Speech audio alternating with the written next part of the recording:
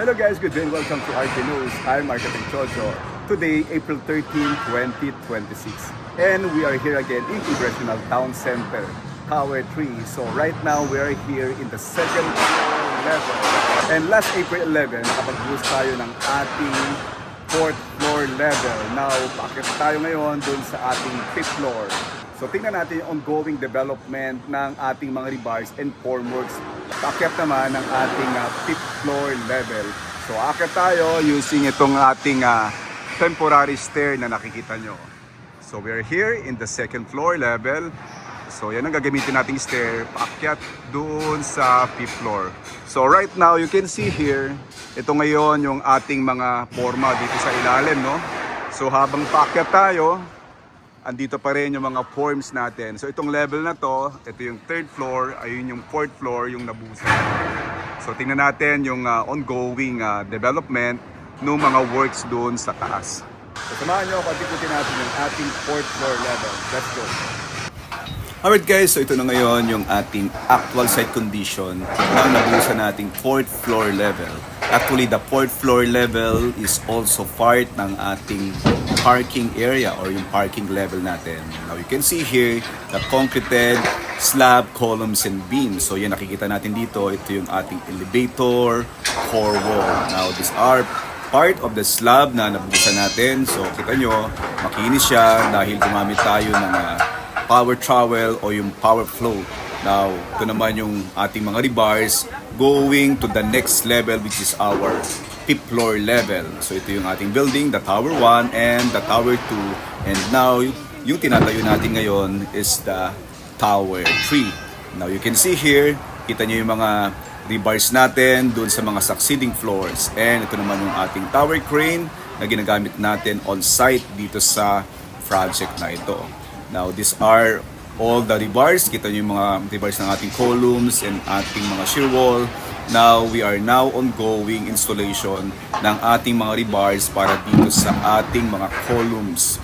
So, kita nyo dito yung actual site condition na nabuhusan nating area. And also, continuously, yung mga workers natin are very busy para sa pag-install ng ating mga rebars and also yung mga formworks na gagamitin natin para sa ating next level. Now, ito naman yung ating elevator core wall. Now, you can see here the rebars and the formworks below. And also in the other side, we have two passenger elevators dito. So, magkaharap itong ating elevator. So, we have 4 elevators in total dito sa Tower 3. So, these are the actual condition natin ngayon. So, kita nyo yung mga forma and also yung mga rebars na naka-install na dito.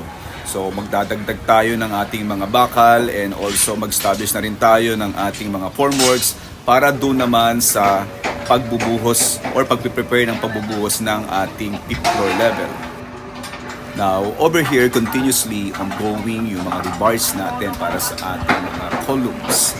You can see here, the workers are very busy doing their tasks para dito sa susunod nating level ng bubuhusan natin. And yung susunod na level ng ating bubuhusan is the fifth floor is also part ng ating parking level. Now, ito pa guys yung other areas ng slab na nabuhusan natin. So you can see here the concreted flooring natin dito sa ating fourth floor level. Now over here, as you can see from afar, in action yung ating tower crane sa pagdadala ng materials from one place to another. Now dito naman sa area natin, dito sa area na to, makikita natin dito yung ating nabuhusan na service stair. So yan yung itsura ngayon ng ating service stair, no? So pababa yan hanggang dun sa basement level number 3. So ito na ngayon yung actual na site condition ng nabuhusan natin na fourth floor level, our parking level dito sa project na ito. Now, punta naman tayo dito sa area ng ating Tower 2 parking level, which is also the fourth floor level parking area. So kita nyo, yan yung ating Tower 2 fourth floor parking level. Actually, itong Tower 2 and 3 parking level is nakalink to each other. Tingnan natin yung connection dito sa loob ng ating Tower 2. This is the driveway ramp going to the next level. Naupunta naman tayo doon sa isang area na kung saan ito naman din yung ating nakaloop na driveway ramp. So our driveway ramp is a two-way vehicular ramp. So ito yung ating paakyat pababa, ganun din tong kabilang side, paakyat pababa din yung ating rampa dyan sa area na yan. So ito yung ating 4th floor level parking area. So nandito na tayo guys dito sa parking level ng Tower 2. So magko-connect or mag-link itong parking ng ating Tower 3 and parking ng ating Tower 2. So nakalink siya every parking level hanggang dun sa 8th floor level ng ating parking area.